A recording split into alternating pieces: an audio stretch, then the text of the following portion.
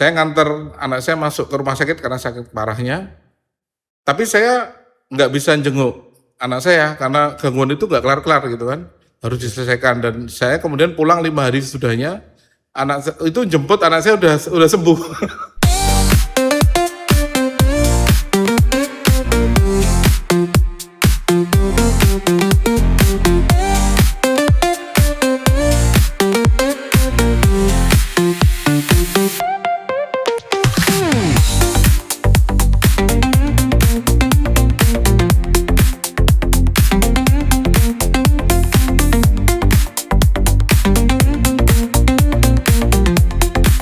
Halo Sobi Priuk, selamat datang di Podcast Ranger paling pertama, episode pertama, tempat kita ngobrol seputar cerita, perjalanan, dan pengalaman keluarga besar PLTGU Priuk. Pada momen kali ini, bertepatan pada hari ulang tahun ke-64 PLTGU Priuk dengan tema Synchronized Fair. Nah, pada episode pertama kali ini kita kedatangan bintang tamu yang sangat fenomenal, yang sangat pengalaman tentang PLTGU Priuk. Mari kita sambut Bapak Buyung Arianto selaku General Manager PLTGU Priuk. Bagaimana Pak kabarnya Pak? Alhamdulillah Mas Ilham.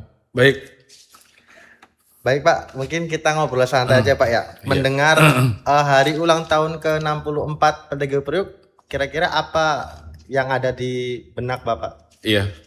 Terima kasih Mas Ilham. Jadi Iya, Pak. kalau 64 tahun itu identik dengan maturity dan strategik. Kenapa? Saya bilang strategik karena kalau usia pembangkit sampai 64, berarti dia sudah digunakan sejak tahun 1962. Ya, 62 itu berarti masih Orde Lama. Jadi perpindahan, berarti sudah berapa presiden itu kalau kita hitung Tanjung Priok atau PLTGU Priok ini berdiri ya. Jadi sangat lama sehingga identik dengan betapa strategisnya pembangkit ini. Iya, Sehingga sampai sekarang alhamdulillah masih dipercaya untuk melistriki Jawa Bali. Nah, sehingga ini terkait dengan 64 tahun itu artinya berarti dia strategik karena dia selalu digunakan, selalu dipakai untuk memberikan suplai listrik di Jawa Bali. Itu yang pertama, strategi. Yang kedua tentunya sudah matur atau maturitinya tinggi, dewasa. Berarti kalau 64 tahun itu berarti dia selama ini mampu ya untuk mengoperasikan, memanage ya asetnya itu dengan baik sehingga bisa bertahan sampai usia 64 tahun dan insya Allah akan terus berlanjut. Oh iya Pak. Gitu. Sangat lama ya Pak ya. Iya, 64 tahun itu lama. Gitu, Sangat lama. Pak. Mungkin pertanyaan berikutnya, kira-kira ada momen yang paling berkesan nggak Pak selama bekerja di PLTGU Priuk Pak? Boleh yang lama-lama. Ini pribadi atau kesan pribadi atau kesan sebagai Kesan sebagai, kalau sekarang sih ya General Manager PLTGU Priuk Pak. Oh iya, Terserah kalau Bapak sih, Pak. Yang paling berkesan apakah pas ketika jadi teknisi atau Oh pas iya jadi iya. momen Oh iya, oke. Jadi atau iya, Asman sebenarnya yang ada beberapa ya. Kalau terkait dengan karir, mungkin saya satu-satunya karyawan atau SDM di IP yang mendapatkan 4 SK masuk ke Priok. Pertama, waktu jadi pegawai baru tahun 2002. dua Pak. Kemudian 2014 saya dari Pasuruan, dari Grati ke sini menjadi MH. Itu SK kedua. SK ketiga Deputi GM 2019 dan SK keempat tahun 2024 jadi GM. Itu yang unik ya kalau dari sisi kepegawaian. Terus kalau dari sisi pekerjaan itu dulu waktu masih jadi teknisi atau supervisor ya, saya lupa. Yang pasti waktu itu ada gangguan di eksitasi di blok 1 2. Anak saya sakit ya. Saya nganter anak saya masuk ke rumah sakit karena sakit parahnya.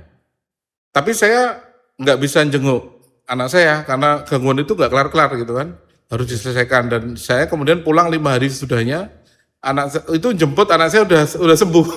Jadi selama 5 hari itu nggak nungguin anak, yang nungguin istri kan. Pulang sembuh tinggal bayar rumah sakitnya. Nah, itu pengalaman yang salah satunya tidak terlupakan selama kerja di sini karena memang kita dituntut untuk selalu berkinerja prima ya untuk melistriki Jawa Bali, sehingga kita tidak, dalam tanda petik, tidak kenal waktu lah untuk menyelesaikan masalah itu kapan pun udah selesai. Jadi itu mungkin beberapa momen unik ya yang pernah saya alami di Priok ini. Demikian. Oh iya. Berarti ini ya Pak. Jadi ketika Bapak waktu jadi supervisor itu ya, berarti kan kondisinya keluarga alhamdulillah sangat support sekali ya Pak. Maksudnya Iya, betul. mengizinkan Bapak meskipun kondisinya kan urgent ya Pak. Saya kan juga urgent ya keluarga ya. Iya betul. Iya. Alhamdulillah. Ya jadi memang ada, makasih Mas Ilham. Jadi memang ada istilah ketika kita sudah selesai dengan keluarga maka kita bisa total di pekerjaan itu lebih full gitu. Nah, selesai itu bukan berarti kita mendapatkan semuanya ya. Saat itu juga saya artinya masih posisi di supervisor ya. Jadi ibaratnya rumah juga masih jauh. Kemudian juga kemana-mana masih nyupir sendiri dan sebagainya. Namun artinya anak-anak ada yang ngurus, kemudian segala hal yang di rumah itu kita komunikasi dengan baik sehingga bisa total untuk memberikan kontribusi di kantor. Bisa tenang ya Pak. Tenang, belum jadi nggak bisa fokus. Ada yang betul menghandle ya. Iya. Dan mungkin saya sering cerita tuh kalau di acara apa namanya, di acara ibu-ibu gitu pada saat kumpul di kantor, ketika malam ada telepon, istri saya udah nggak nanya saya mau kemana gitu, karena pasti ke kantor, sehingga istri saya cuma diem, kemudian dia ngerebus air buat teh sama buka pagar, udah gitu aja, karena berarti ke kantor ada gangguan, itu sampai ada taraf itu, jadi kita saling trust lah, saling percaya gitu. Betul, itulah uniknya sangat. Di hidup di pembangkit listrik gitu. Ya Pak, itu memang ini juga udah dari awal sih Pak, kan kita juga ada mindset ya. Istilahnya kita di mindset buat melistriki Indonesia ya. Betul. Kita harus siap kapanpun 24 jam kapanpun kalau kita dibutuhkan terutama ya kan. Oke Pak, ini karena mengusung tema 64 synchronized fair Pak. Menurut Bapak itu apa arti synchronized? Oh iya. Kalau teman-teman di lapangan kan tahu lah, sinkron itu berarti ada 3 hal ya. Sinkron tegangan, frekuensi sama sudut fasa. Ya, intinya artinya itu artinya keserentakan ya. Kalau kita ngomong sinkron berarti kita harus kompak ya. 64 ton itu kita kompak, sinkron, seluruh Sobi Priok itu bisa bareng-bareng mengerti ya ke depan apa yang akan dilakukan. Jadi kita kerja di lapangan tuh ujungnya apa sih gitu. Kita kerja baik di OM, di admin itu sinkron. Sebenarnya mereka pekerjaan berbeda-beda, tapi tujuannya sama, bergerak untuk melistriki seluruh masyarakat dan juga tentu dengan keandalan tinggi, safety yang tinggi dan sebagainya. Jadi itu paham bahwa kita tujuannya ke sana.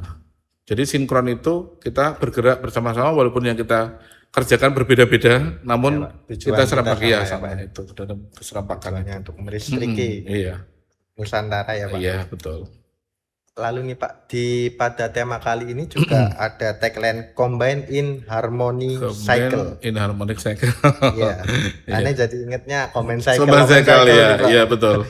Kalau dijelaskan dengan bahasa sederhana Bapak, kesan apa nih Pak yang bisa sampaikan dengan tagline itu? Oke, Combine itu sebetulnya kita harmoni ya. Jadi kita bergabung bersama dengan harmonic cycle. Jadi kalau combine sendiri sebetulnya itu menunjukkan efisiensi ya. Karena kalau open itu kan pembangkit open kan nggak efisien kan dia. Dia cuma 24% thermal efisien. Tapi kalau combine dia bisa sampai 40 kalau blok 1, 2 kalau blok 3, 4 malah bisa lebih tinggi lagi sampai 50% misalnya. Jadi combine itu berarti kita bergerak efisien namun juga tetap harmonis ya. Jadi kita efisien itu bukan berarti kita tidak dilarang apa-apa ngirit itu tidak, namun tetap kita bisa mengoptimalkan setiap tadi langkah keserempakan tadi ya. Jadi combine in harmonic cycle itu sebenarnya untuk menuju ke sinkron yang kita harapkan. Ya, jadi combine untuk sinkron itu kan membutuhkan combine dari berbagai elemen dari elemen Sobi Priok. Nah, ketika kita sudah combine kita bisa membuat sinkronis tadi lebih mudah. Seperti itu. Kalau di bagian teknik mungkin kalau kita sinkron udah alhamdulillah gitu ya. Itu juga bisa. Tapi untuk jadi seperti online. akhir ya, tapi Ya. kan kita combine dulu untuk memastikan Untuk efisiensinya saling tinggi. sinergi ya, operator di Betul. lapangan, teman-teman harus Iya. ngecek peralatan, Betul. memastikan peralatan itu Iya. berfungsi normal, Iya. begitu ya Pak. Heeh. Oke Pak, berarti kira-kira contoh nyata kerja apa ini Pak yang sesuai, yang harmonis, yang Iya. sesuai dengan tema ini Pak, contoh kerja nyata. Oh iya, jadi gini, kalau kita lihat kan 3 tahun terakhir ini kita sudah kinerjanya world-class ya, effortnya itu di bawah 0,48%. Itu tidak mungkin terjadi hanya oleh satu elemen, pasti itu Pasti, Pak. sinkron antara semua bidang, operasi, pemeliharaan, engineering, administrasi. Kemudian kita juga mendapatkan propermas sampai 5 kali. Sementara tahun 2025 itu yang dapat propermas tuh hanya 7 kalau seluruh IP. 74 malahan, hanya 7 itu sama di total PLN. Banyak yang tidak mendapatkan propermas, tapi kita tetap mendapatkan propermas. Itu juga kombinasi harmonisasi dari seluruh elemen, karena tidak mungkin berdiri sendiri teman-teman lingkungan, teman-teman humas, tapi semua. Jadi itu udah menunjukkan itu. Jadi platinum 3 kali, pertama tadi world class 3 tahun berturut-turut, kemudian proper emas 5 kali, dan terakhir kinerja platinum 3 tahun berturut-turut di tahun 2023, 2024, 2025. Dan insya Allah tahun ini juga platinum. Dan itu merupakan kombinasi dari semua elemen, tidak mungkin sendiri. Demikian. Dari semua pencapaian itu, kira-kira yang paling membuat Bapak bangga itu yang bagian mana Pak? Oh iya, kalau saya tanpa mengecilkan yang lain ya, itu Iya, tentu kinerja world class. Itu yang Pak. effort di Bandung 48. Kalau untuk orang pembangga itu gengsinya tinggi sekali ya. Karena itu menunjukkan keandalan mesin. Kalau keandalan mesin menunjukkan bagaimana kita mau bisa memanage mesin dengan sebaik-baiknya. Sehingga gangguannya hampir nol lah, hampir Nol, Pak. ya. Itu paling kebanggaan nomor 1.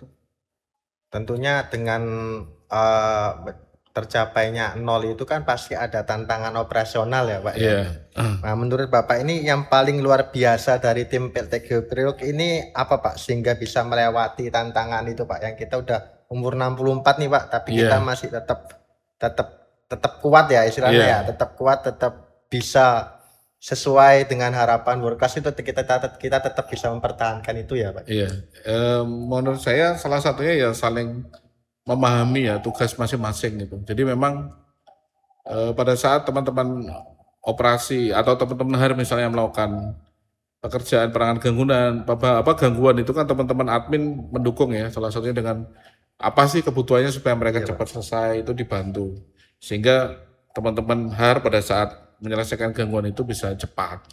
Supportingnya juga jalan semua. Kemudian dari kebijakan, ketika memang teman-teman ada penghargaan yang didapat seperti kemarin SMK 2, Propermas itu pengen mendapatkan ya apresiasi lah untuk studi banding kemana dan sebagainya, itu kita fasilitasi dan sebagainya. Jadi memang ini saling pengertian antara manajemen dengan seluruh karyawan, antara karyawan bagian satu dengan bagian lain, itu ada saling pengertian dan pemahaman. Kerja kita memang berbeda, tapi kita harus memahami, memang kerjanya seperti itu, tugas seperti itu kita harus pahami. Jadi kita nggak boleh saling iri.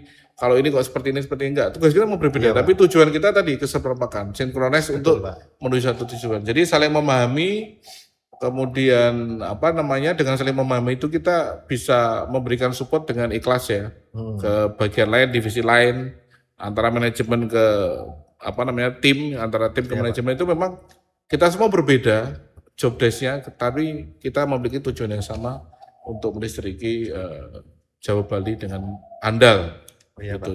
Jadi saling memahami itu penting sekali.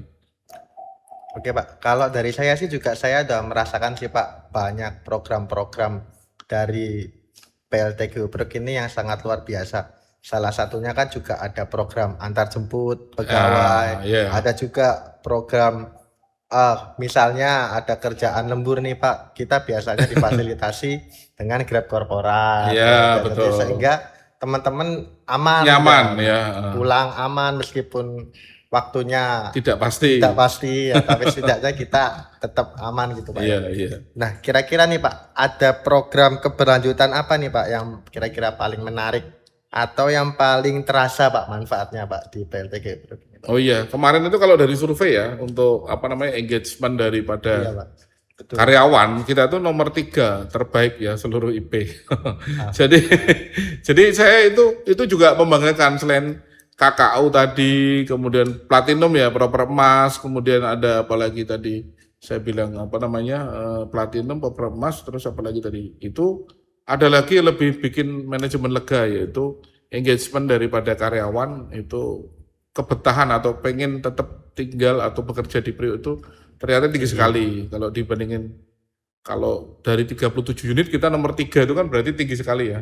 Berarti betul, kita Pak. ada di bawah di angka 5% tertinggi ya. Itu menurut kami membuat kami merasa lega gitu manajemen. Salah satunya tadi ada antar jemput, kemudian work life balance-nya ya cukup banyak ya di Priok ini. Kita fasilitasi Iya, semua. Jadi kita ingin terus menjaga ini momentum ini dengan sebaik-baiknya memberikan dan jangan sungkan untuk memberikan usulan kepada kami. Kira-kira tren karena kan generasi kalian itu kan kamu kelahiran berapa Ilham? 97 Pak. Nah, 97 tuh hampir Gen Z ya. Udah Gen Z, udah ya. Ya, Gen Z itu bagian, Pak. batasnya 96 kan ya. Kamu kayaknya udah mulai Gen Z deh kayaknya masuknya. Artinya kita tuh harus memahami fenomena itu gitu bahwa kami ini tinggal 18%, saya manajemen tuh rata-rata 18% dari populasi di Priok. Sehingga ketika kami melakukan kebijakan itu kami harus benar-benar mendengar apa yang ada di level paling banyak saat ini yaitu milenial dan Milenial, Gen Z. Nah, itu kira-kira apa kebutuhannya. Saya yakin akan berubah setiap periode waktunya nanti kita sesuaikan. Namun untuk pengoperasian tetap ada satu kitab yang tidak boleh dilanggar yaitu SOP dan safety. Jadi kalau Iya, untuk Pak. SOP dan safety saya bilang tidak ada perubahan. Kita tetap menjaga ini. Namun untuk work life balance kita lakukan itu saling memahami. Kira-kira yang dibutuhkan apa nanti insya Allah dari manajemen akan menjaga momentum itu untuk dikembangkan kembali. Seperti itu ya. Jadi Iya, Pak. kalau ditanya apa programnya, saya justru sebaliknya. Ilham programnya apa yang diusulkan sehingga itu nanti insya Allah akan kami fasilitasi karena kalianlah sebenarnya pemilik unit ini. Kita tinggal 18%. Kalian yang 80% itu nanti memberikan ide-ide yang nanti Ya, bisa membuat kalian tuh betah kerja di Priok sehingga nanti insya Allah kinerjanya yang menjadi target kita semua tercapai. Itu ya. Iya, Pak. Di sini kan berarti banyak sekali gen ya Pak ya. Ada Iya. gen Z, gen milenial dan Iya. juga kalau yang lama apa gen apa itu namanya? Gen X. Gen Kami Gen X. X. Ya. Gen X Kami ya, maksudnya Pak, Gen ya. X ya. Iya Pak. Nah itu kira-kira rahasianya apa Pak? Kok bisa maksudnya sampai sekarang ini tetap kompak nih melihat pekerjaannya kan dinamis ya Pak ya. Iya. Dan penuh tantangan gitu Iya. Pak. Rahasianya gimana Pak? Iya, itu Apa pertama kira-kira? tadi saling memahami karena ternyata kita tuh berbeda loh. Jadi kita itu Gen X itu dengan Gen milenial aja ternyata berbeda, milenial sama Gen Z itu berbeda juga. Terus apa? Ya tadi saling memahami, saling memiliki pengertian bahwa memang kita berbeda tapi kita tetap memiliki tugas yang sama. Jadi sebetulnya walaupun mungkin saya tidak bisa secara detail ya memberikan keputusan, saya sebisa mungkin membuat balancing di saat ya memberikan keputusan terkait dengan penempatan pegawai terkait dengan generasi tadi gitu. Itu salah satu tips, tapi itu tips pribadi saya ya. Karena saya praktekkan ini juga di unit lain karena saya pernah menjadi pimpinan di 4 unit lain itu bagaimana menjaga tadi harmoni tadi itu Iya Pak. salah satunya seperti itu. Jadi pengambilan keputusan itu memang harus memikirkan persentase daripada generasi yang ada di situ. Ya, jadi faktornya banyak, kompetensi ya. Iya Pak. Kemudian regenerasi ya. Iya. Namun harmoni juga harus dijaga. Jadi seperti itu ya gambarannya. Jadi kita tidak sekedar menggunakan satu variabel, tapi ada beberapa variabel yang diambil untuk menjaga tadi harmoni daripada bermacam-macam generasi yang ada di sebuah Berarti unit. bukan cuman harmoni dari sisi bidang ya Pak ya, Iya. jadi juga harmoni di sisi manusianya ya. Iya, penempatan Antar- pegawai ya. dan sebagainya itu benar-benar saya pikirkan masalah harmoni tadi gitu. Siapa? Kalau menurut pengalaman Bapak nih Pak, kira-kira hal kecil apa nih Pak yang bisa membuat suasana kerja dibikin lebih harmonis? Oh iya, kecil itu sebenarnya ya dialog ya komunikasi itu. Artinya Komunikasi. saya kan makanya tahun lalu kan saya turun ke lapangan pakai namanya GM table gitu kan. Terus sekarang saya turunkan ke level manager untuk melakukan hal yang sama. Karena manusia itu makhluk yang memang tidak bisa, bukan robot ya. Dia harus menyampaikan sesuatu atau mendengar sesuatu untuk bisa bergerak. Kalau tidak ada komunikasi, hanya menggunakan SOP dan job desk, itu dia pasti akan kayak hampa, kosong, kayak zombie lah ya. Kayak zombie, tanpa arah bekerja ya. tanpa arah, tanpa feel. Dia kan mudah capek ketika ada masalah. Oke lah, itu lancar pekerjaannya. Tapi dia nggak merasa happy, ya standar. Tapi ketika dia jatuh malah bisa jatuh karena kegagalan suatu hal atau salah manuver misalnya. Tapi ketika kita ada komunikasi dari atasan ke bawahan, antar teman dan sebagainya, itu akan membuat tadi. Itu jadi komunikasi itu kecil tapi harus dilakukan. Caranya apa? Ya menyapa, kemudian ngobrol. Ngobrolnya ngobrol singkat aja sebentar, itu sudah cukup. Jangan sampai benar-benar tidak ada komunikasi gitu. Sepandai-pandai apapun, seunggul apapun, tapi kalau tanpa komunikasi dia tidak akan bisa lanjut ya, baik di dalam hubungan maupun karirnya, seperti itu. Betul Pak. Berarti kan sekarang dominan generasi muda ya Pak ya. Kira-kira ada pesan nggak Pak atau harapan buat teman-teman yang generasi muda yang nantinya bakal menjadi ujung tonggak ya, ujung tonggak dari PLTGU Priok ini. Jadi kemarin itu kan saya ngadain acara bekerjasama dengan PGR 2 Head Office untuk pembahasan roadmap machine learning di PLTGU di seluruh IP, tidak hanya Priok aja gitu. Itu kan bermula dari kekhawatiran saya, bukan kekhawatiran lah ya. Pemikiran saya bahwa tren ini akan jangan sampai dilewatkan, tren machine learning itu.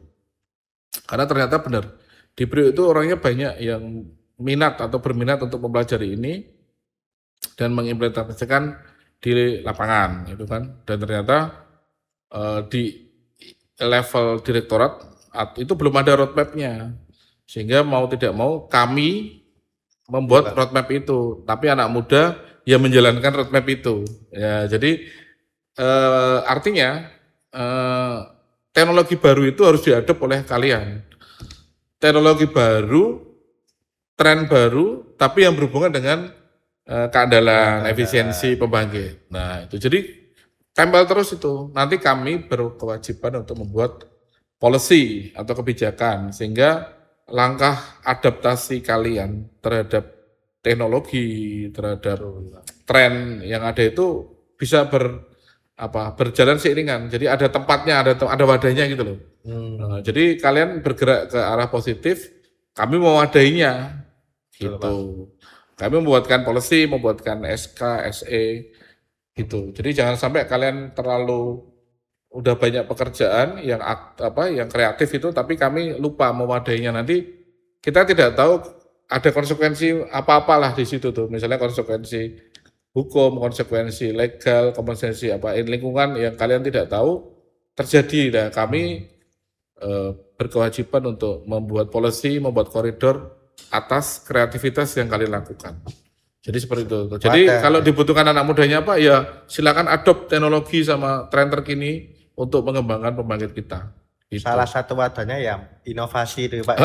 Makanya machine learning itu sudah bagus kan tahun kemarin si Rehan juara 1, tapi ternyata roadmap-nya belum ada di level direktorat. Jadi Priok ngomongin sendiri, nanti unit mana ngomongin sendiri. Makanya kemarin saya inisiatif untuk mengumpulkan unit-unit PLTGU di sini di Kalijapat untuk yuk kita buat bareng-bareng gitu. Itu dalam bentuk ROC-nya gitu Pak. Lebih ke machine learning-nya, tapi nanti dikawinkan sama ROC-nya. Oh, gitu. Siap, Jadi itu salah satu bentuk policy yang coba kita akan selesaikan di beberapa minggu ini. Gitu. Betul Pak. Sangat keren sekali Pak. Berarti seluruh inovasi kreativitas dari pegawai akan dijadikan satu ya Pak ya, dikolerasikan. Iya, betul. Di machine learning itu. Iya. Ini ada lagi Pak, tapi di luar pekerjaan nih Pak. Iya. Kalau sedang tidak membahas pekerjaan nih Pak, kira-kira Bapak paling suka ngobrol tentang apa nih Pak? Kalau kalau manajemen biasanya ya hobi, tapi kalau sama pegawai saya sukanya nanya keluarga sih. Hobi ya. Kalau sama manajemen karena udah tahu maksudnya keluarganya ya mungkin nanya bahas hobi. Tapi kalau keluarga ya kayak muda kayak kalian tuh biasanya ngobrol keluarga. Keluarga kalian maksudnya anak udah berapa, tinggal di mana kayak tadi kayak gitu-gitu. Jadi lebih ke situlah ya kalau kita karena sebenarnya kalau di dalam biskuit itu walaupun sepertinya tidak berhubungan dengan pekerjaan, namun kita harus tahu sesuatu dari lawan bicara kita. Iya, Pak. Nah, gitu loh. Jadi ketika kita ngambil keputusan tadi terkait dengan SDM dan sebagainya, kita udah tahu istrinya tuh di sini walaupun nggak dalam ya. Anaknya sudah kelas sekian dan sebagainya itu akan mempengaruhi juga dalam pemilihan SDM dan sebagainya. Jadi ngobrol santai tapi sebenarnya banyak informasi yang saya dapat. Gitu. Betul, Pak. Kalau boleh tahu hobinya apa, Pak? Saya sekarang hobinya lagi lagi padel sekarang. Kalau kemarin-kemarin tenis tapi ternyata Lebih enak kakinya padel, Pak. kakinya Iya, Pak. nggak mendukung. Kayaknya Kakinya kalau kurang padel- mendukung karena umur. Padel karena usia. lebih santai. Iya, ya, Pak, kalau betul. padel, ya. Iya. Kalau hobi yang dulu membaca. Tuh, jadi saya di rumah punya perpustakaan anulah kecil lah ya, kecil-kecilan untuk koleksi untuk ini. Kita baca walaupun nggak habis tapi nyicil gitu. Bahasnya seperti itu. Ini, Pak, mungkin ada lagi, Pak, pertanyaan, Pak. Kebiasaan sederhana apa ini, Pak, yang selalu Bapak lakukan atau Bapak kerjakan supaya semangat terus, Pak, kerja di setiap harinya, Pak? Oh iya, ya sebenarnya ini ya, belajar itu continuous improvement ya. Jadi continuous improvement itu terus menerus gitu lah ya. Continuous improvement. Jadi kita harus sadar bahwa kita itu bukan orang yang pintar atau paling pintar. Kita selalu ketemu orang itu selalu ada yang lebih pintar dari kita. Jadi kita berkewajiban untuk memperbaiki diri kita. Berapapun usia kita. Ya, jadi membaca buku itu pertama, itu pasti akan improve itu. Jadi ada pengalaman unik ya ketika rakor gitu kan, IP mendatangkan kayak pembicara ya, motivator semua itu. Rata-rata saya udah baca bukunya. Oh, Jadi saya tahu arahnya kemana kayak gitu-gitu. Jadi ternyata ini ya yang disampaikan buku itu diadop juga oleh mereka-mereka. Jadi saya nggak salah di dalam langkah gitu. Langkah yang saya lakukan ini ternyata memang diadop lah oleh mereka karena kita satu guru satu ilmu. Cuma mungkin cara menyampaikan mereka lebih menarik dan mereka lebih terkenal ya sehingga mampu untuk mendeliver ke banyak orang. Nah, jadi membaca buku itu menurut saya tidak ada yang bisa mengalahkan membaca buku ya. Karena sifatnya komprehensif. Kalau kita lihat IG, lihat TikTok, video itu sepotong ternyata. Tapi kalau kita baca buku itu, wah itu unlimited. Tapi memang kita membutuhkan waktu dan kebiasaan. Jadi itu kemudian ketika kita di rumah, pastikan memang kita jangan egois ya. Bahwa kita ada, mohon maaf ini untuk yang sudah berkeluarga gitu ya, bahwa keseimbangan itu perlu dijaga karena ya itu bisa jadi masukan atau penyemangat kalian di dalam hari Seninnya bekerja. Jadi ketika weekend kita ketemu keluarga, pastikan itu bisa dimaksimalkan sehingga Senin kita tuh ke kantor dengan semangat baru ya, semangat baru, ide baru atau pengen mendapatkan ilmu baru. Itu. Jadi continuous improvement. Jadi kita terus punya keyakinan bahwa kita itu nggak ada apa-apanya. Kayak apa itu yang Apple itu siapa Apple dulu itu yang pemilik Apple, ya CEO-nya Apple yang terkenal yang udah meninggal, Steve Jobs. Ya kita tuh harus selalu ya merasa bukan orang pinter ya, merasa lapar untuk belajar terus setiap harinya, jangan pernah bosan untuk ini. Itu asik gitu. Karena akan ada keinginan lagi mempelajari ini, keinginan lagi terus menerus gitu. Kebiasaan kecil yang berdampak besar ya, Pak ya. Iya, membaca terus selalu ingin tahu. Kita kepo ya kalau bahasa kita. Iya, keponya kepo yang teknologi. Betul. Gitu ya, Pak. Ya, alhamdulillah jika ada berkorelasi ke pembangkit. Ya, tapi enggak pun ya enggak apa-apa. Betul. Yang penting kita harus perbaiki diri dari kemarin, ini lebih baik dari kemarin. Perbaiki apapun lah gitu. Oke Pak, mungkin ini pesan terakhir nih Pak dari untuk teman-teman yang generasi muda nih Pak. Kalau boleh memberikan satu nasihat ringan Pak buat teman-teman. Oh iya, generasi Ya. muda ya. Ya bebas sebenarnya sih Iya, Pak. betul. Ya, Mau tapi harus. di Priuk juga boleh. Jadi gini, saya pernah ngomong langsung belak-belakan ke teman-teman generasi muda. Saya dulu satu angkatan di 2002, itu jumlahnya 114, sekarang tinggal 104-an.